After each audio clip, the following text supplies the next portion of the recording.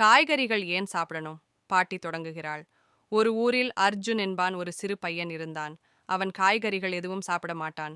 அவனுக்கு இனிப்புகள், பொரிச்ச சாப்பாடுகள் மட்டுமே பிடிக்கும். ஒரு நாள் அவன் மிகவும் சோர்வடைந்தான்.